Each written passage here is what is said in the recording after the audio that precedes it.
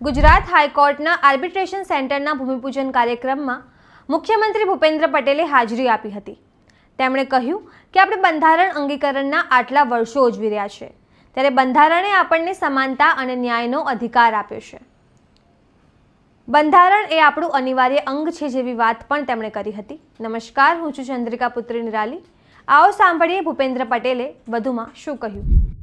વડાપ્રધાનશ્રીએ ભારતને global arbitration hub બનાવવા માટે સ્પેશિયલ આર્બિટ્રેશન અને બાર એસોસિએશનની વ્યવસાયિક સહભાગિતાની જરૂરિયાત પર ભાર મૂક્યો છે।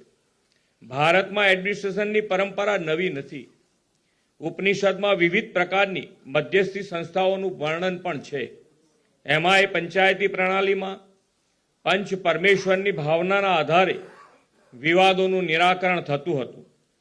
ઉત્તરોત્તર આર્બિટ્રેશનમાં કાયદાકીય સુધારા થતા ગયા અને હાલ 2021ના મહત્વપૂર્ણ સુધારાઓ અમલમાં છે। આજના પ્રસંગે આપણે પૂજ્ય મહાત્મા ગાંધીજીને પણ યાદ કરવા પડે। દક્ષિણ આફ્રિકામાં વકીલાત દરમિયાન તેમણે કાયદાકીય લડાઈ કરતા સમાધાનને પ્રાથમિકતા આપી હતી। પૂજ્ય બાપુ માનતા હતા કે વકીલોનું સાચું કાર્ય બે વિભાજિત પક્ષોને એક કરવાનું છે। આ વિચારધારા જ આજની આર્બિટ્રેશન સિસ્ટમનું હાર્દ છે એમ હું સમજું છું। આદરણીય વડાપ્રધાનશ્રીના દિશાદર્શનમાં આપણે બંધારણ અંગીકરણના 75 વર્ષ ઉજવ્યા છે। લોકતંત્રનું સાચું બળ મજબૂત અને પારદર્શક ન્યાયતંત્રમાં છે અને બંધારણ આપણને કાયદા સમક્ષ સમાનતા અને ન્યાય મેળવવાનો અધિકાર આપે છે। દેશના દરેક નાગરિકને સામાજિક, આર્થિક અને રાજકીય ન્યાય અપાવવાનો સંકલ્પ બંધારણમાં છે।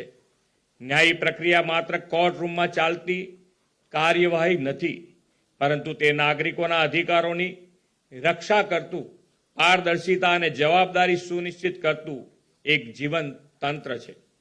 સામાન્ય નાગરિકને ઝડપી અને સગવડભર્યા ન્યાય મળે તે માટે સૌ માટે ન્યાય, સમયસર ન્યાય એવા સ્પષ્ટ અભિગમ સાથે ગુજરાતમાં ઈ-કોર્ટ, ડિજિટલ કેસ મેનેજમેન્ટ અને વર્ચ્યુઅલ હિયરિંગ જેવી વ્યવસ્થાઓને પ્રોત્સાહિત કરી છે।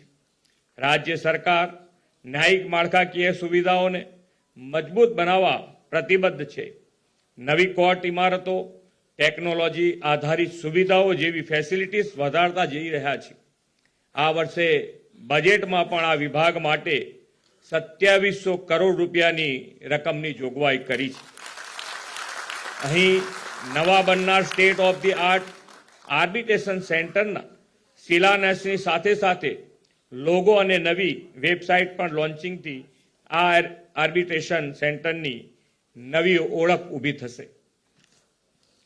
ગુજરાત વેપાર, ઉદ્યોગ અને વૈશ્વિક રોકાણનું અગ્રીમ રાજ્ય છે। વેપાર અને ઔદ્યોગિક પ્રવૃત્તિઓ વધે તેમ વિવાદ પણ ઊભા થતા હોય છે। પરંપરાગત અદાલતી પ્રક્રિયાઓમાં સૌને ન્યાય અપાવવામાં લાંબો સમય જતો હોય, તેથી ઝડપી અને કાર્યક્ષમ વિવાદ નિવારણ માટે વૈકલ્પિક વ્યવસ્થા અનિવાર્ય બની છે। આર્બિટ્રેશન અને મીડિયેશન જેવી પદ્ધતિઓ ઇઝ ઓફ ડુઇંગ બિઝનેસને મજબૂત આધાર પૂરો પાડે છે। આ state of the art arbitration સેન્ટરથી મધ્યસ્થી પ્રક્રિયાઓને નિષ્પક્ષ, પારદર્શક અને સરળ બનાવવાનો આપણો સંકલ્પ છે। અહીં નિર્માણ થનારી આ નવી ઇમારતની વિશ્વસ્તરીય સુવિધાઓથી વકીલો, મધ્યસ્થીકારો અને પક્ષકારોની કાર્યક્ષમતા વધશે। વડાપ્રધાનશ્રીના 2047ના ભારતને વિકસિત રાષ્ટ્ર બનાવવાના સંકલ્પ માટે મજબૂત અને સ્વતંત્ર ન્યાયપાલિકા અનિવાર્ય અંગ છે। Institutional arbitration at a cross road, challenges and the way forward theme સાથે આજે શરૂ થઈ રહેલી 2 દિવસીય કોન્ફરન્સ પણ તેમાં દિશાદર્શક બનશે। આ કોન્ફરન્સને સફળતાની શુભેચ્છાઓ પાઠવીને વિરમું છું। ભારત માતા કી જય। તમે આ વિશે શું વિચારો છો, કમેન્ટ કરીને જણાવો। અત્યાર માટે બસ આટલું જ। સમાચારને લગતી વધુ અપડેટ્સ માટે અમારી વેબસાઇટ www.gujaratplus.in પર પણ માહિતી મેળવી શકો છો। ધન્યવાદ।